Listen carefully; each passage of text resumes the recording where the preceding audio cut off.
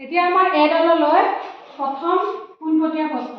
প্ৰথম প্ৰশ্নটো মই সুধিম, যদি তোমালোকে শুদ্ধ উত্তৰ দিয়া তোমালোকে 10 নম্বৰ পাবা, আৰু যদি তোমালোকে শুদ্ধ উত্তৰ দিব নোৱাৰা তেতিয়া প্ৰশ্নটো বেলেগ দললৈ বাগৰি যাব আৰু তেওঁলোকে 5 নম্বৰ পাব। ঠিক আছে? এতিয়া প্ৰথম প্ৰশ্নটো এ দললৈ সুধিছো। স্বাধীনতা দিৱস কেতিয়া পালন কৰা হয়? 15 আগষ্ট। শুদ্ধ হৈছে নে বাৰু? শুদ্ধ উত্তৰ সকলোৱে ঠিক আছে, গতিকে এ দলে এবাৰ 10 নম্বৰ পাইছে।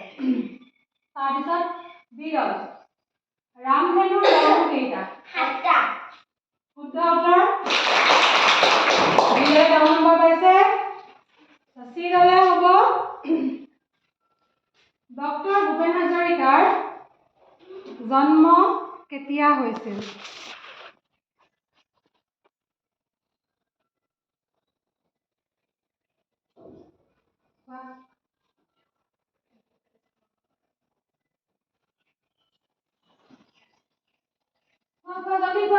ডক্টৰ ভূপেন হাজৰিকাৰ জন্ম কিমান চনত হৈছিল?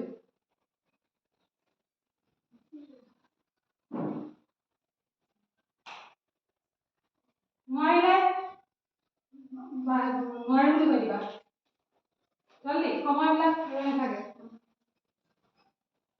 পাঁচ দিয়া যদি নোৱাৰা।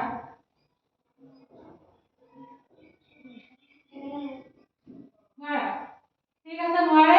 এতিয়া তেওঁলোকে যেহেতু চি দলে প্ৰশ্নটো উত্তৰ দিব নোৱাৰিলে, গতিকে চি দলে 0 পাব আৰু এই প্ৰশ্নটো বেলেগ দললৈ বাগৰি গৈছে। কোনে উত্তৰটো দিব পাৰে, কোনটো দলে দিব পাৰা উত্তৰটো দি দিয়া। ডক্টৰ ভূপেন হাজৰিকাৰ জন্ম কিমান চনত হৈছিল? 1926 চনত। শুদ্ধ। ডি দলে চি দলৰ পৰা বাগৰি অহা প্ৰশ্ন উত্তৰ দিছে, গতিকে তেওঁলোকে 5 নম্বৰ এটা পাইছে। এতিয়া আকৌ আমি ডি দলক পোনপটীয়া প্ৰশ্ন সুধিম।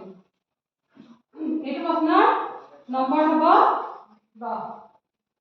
সুধা কণ্ঠ হিচাপে কাক জনা যায়? ডক্টৰ ভূপেন হাজৰিকা। ডি দলে আকৌ 10 নম্বৰ পালে। হয়, প্ৰথম ৰাউণ্ডত এ দলে পাইছে 10 নম্বৰ, বি দলে পাইছে 10 নম্বৰ, চি দলে পালে 0 আৰু ডি দলে পালে 15 নম্বৰ। কোনটো দল জিকি আছে? ডি দল জিকি আছে। ডি দলে পালে 5 নম্বৰ দিছো। এতিয়া দ্বিতীয় ৰাউণ্ডত মই আকৌ পোনপটীয়া প্ৰশ্ন সুধিছো এ দললৈ।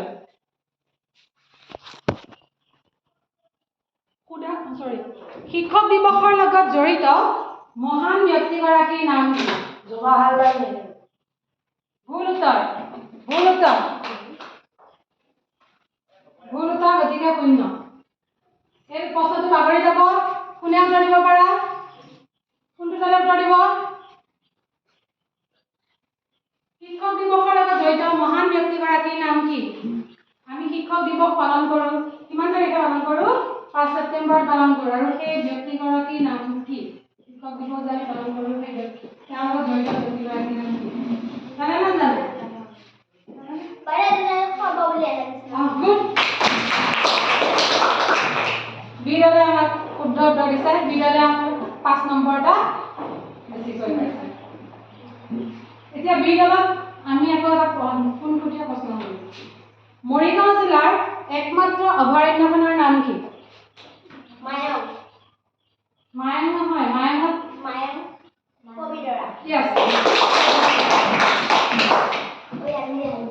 এতিয়া বি দলে আকৌ কি পালে? 10 নম্বৰ এটা পাই গ'ল পোনপটীয়া প্ৰশ্ন।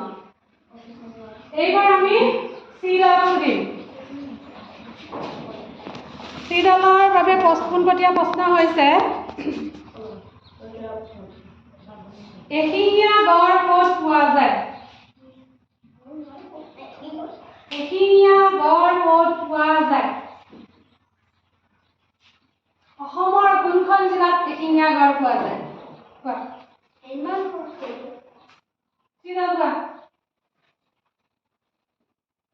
অসমৰ কোনখন জিলাত এশিঙীয়া গড় পোৱা যায়?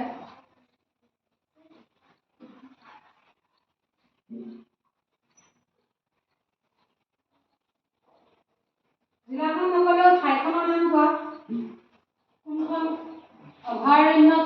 এশিঙীয়া গড় আমি দেখিবলৈ পাওঁ নাজানা যদি পাছ কৰি দিয়া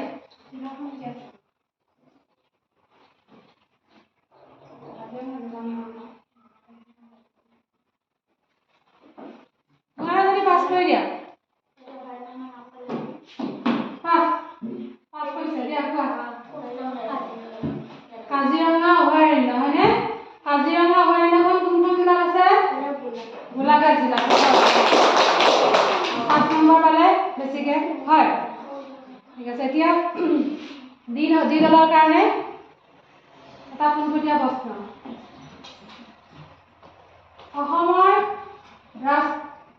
ভাৰতৰ ৰাষ্ট্ৰীয় জন্তু কি বাঘ শুদ্ধ উত্তৰ এতিয়া দ্বিতীয় ৰাউণ্ডত এ দলে 10 নম্বৰ পাইছে গতিকে প্ৰথম ৰাউণ্ড আৰু দ্বিতীয় ৰাউণ্ড মিলাই এ দলৰ 20 নম্বৰ হ'ল তোমালোকে প্ৰশ্নটো পাৰিছিলানে